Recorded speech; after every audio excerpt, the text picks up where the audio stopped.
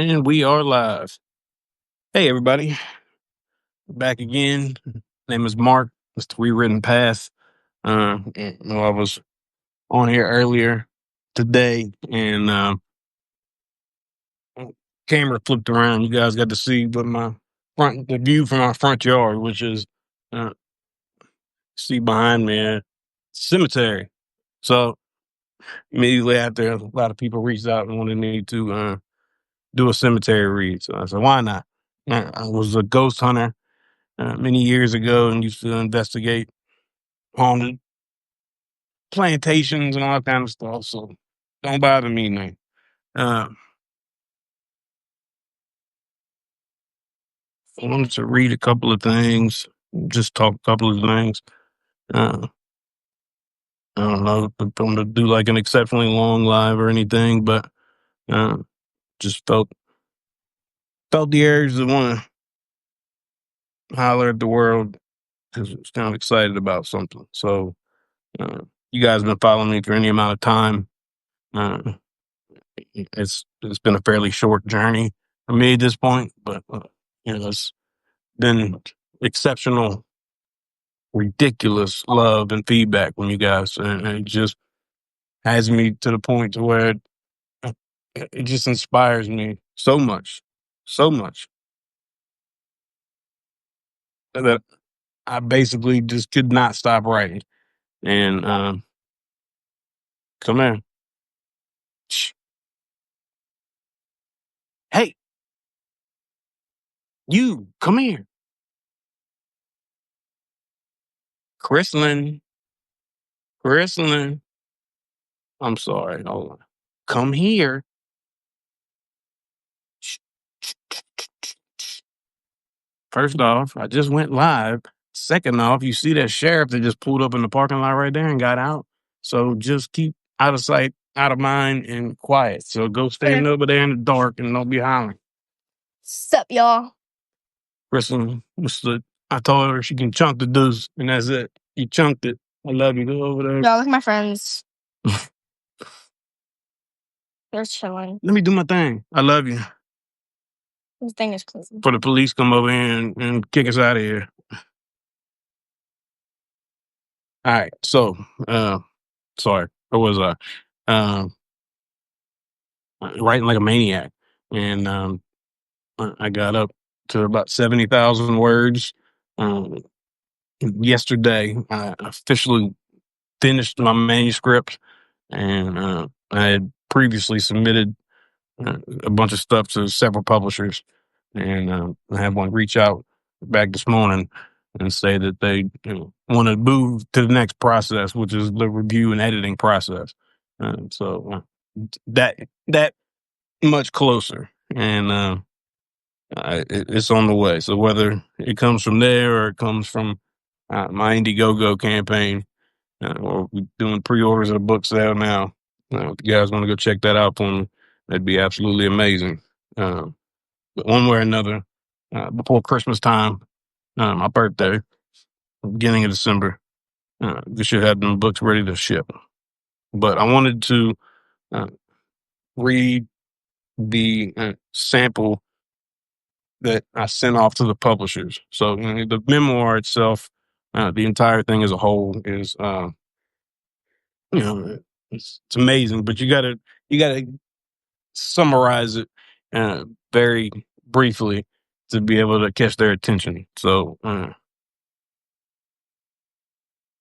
about 1,500 words. Probably take me 2 or 3 minutes to read through it.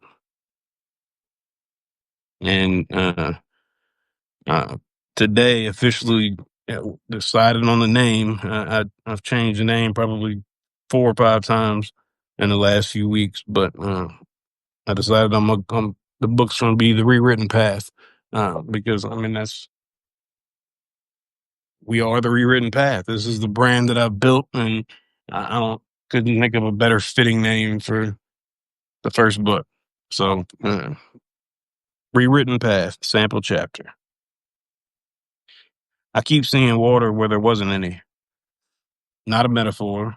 I mean, I look at a clean kitchen floor and swear I can see ripples, like the house was breathing through the boards. like the tiles were a lake and somebody just took one slow step through it. It was after the flood, after the jail, after the night I bled on the bathroom tile and told myself it was nothing. After too many nights where the quiet got so loud, I can hear it pacing.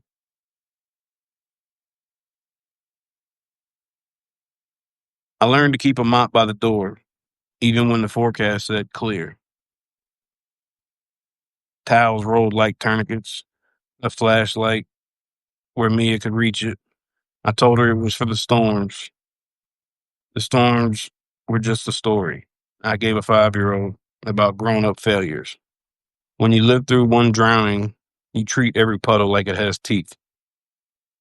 People talk about drowning like it's a moment. One gulp, then darkness. They don't talk about the long kind, the kind where you never go under enough to disappear. You just take on water until your bones feel like brackish.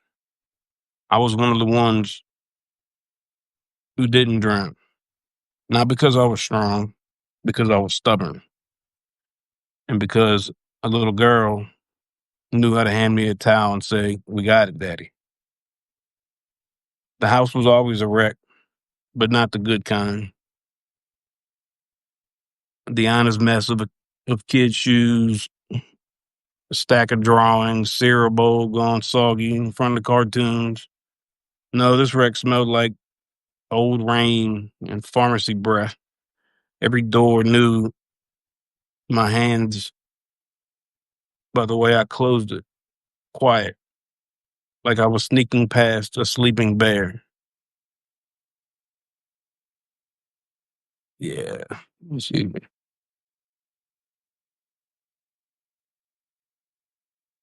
A sleeping bear.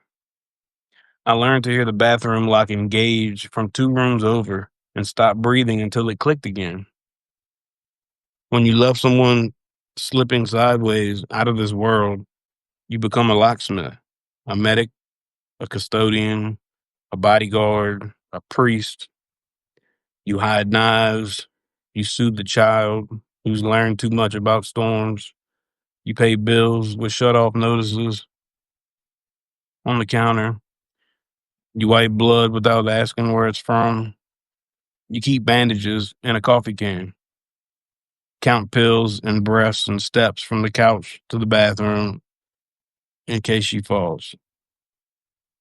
There was a night I was in the hallway with a damp towel, kitchen light flickering like a bad memory.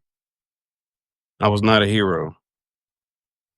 I was a man deciding which lie which lie would keep the peace. She had it stare like a fire alarm with no sound, and both of us knew the next 5 minutes could go bad.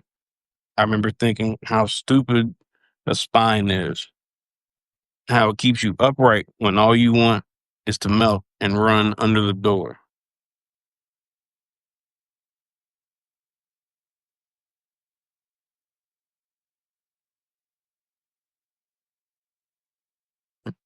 Wrong direction. There we go.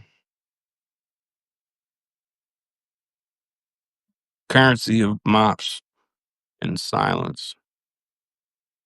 On my birthday, they let me out. The sunlight felt fake, too bright, like a set I wasn't cast in. I went home. If you asked when I decided to leave, I'd lie and say it was logical. The real moment was a Tuesday that smelled like wet laundry and pharmacy air. The fridge hissed. My daughter was coloring a blue horse in a yellow field. "Does it even look like ours?" she asked. I said no. She said good. "Then can we have a door that doesn't stick?" That was it. Not safety, not love, just a door. I planned the exit like a heist without money. Documents, toothbrush, her one eyed doll, neighbors on alert, photos of bruises without faces, Waited for a day that didn't feel like a day at all. When we left, the car sounded like an old man clearing his throat. I didn't look in the rear view. I drove to Papa's grave first. I told him I was late, but I came. I told him I kept the boy he raised clean in a dirty world. Told him I never put my hands on her. He already knew.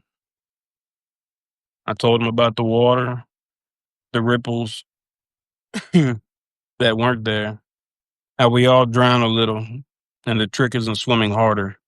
It's teaching your kid where the high ground is. We moved into a place with doors that opened for the first time, a used lamp that didn't flicker, a rug soft enough to be a lie worth believing. She taped her drawing of the blue house to the fridge. We ate spaghetti and called it fancy. Slept like fugitives who might have outrun the dogs. The next morning, I woke up before she did. The quiet wasn't heavy, wasn't pacing, just quiet. Put my hand on the door, felt nothing but wood, no breath, no tide. And then she woke up.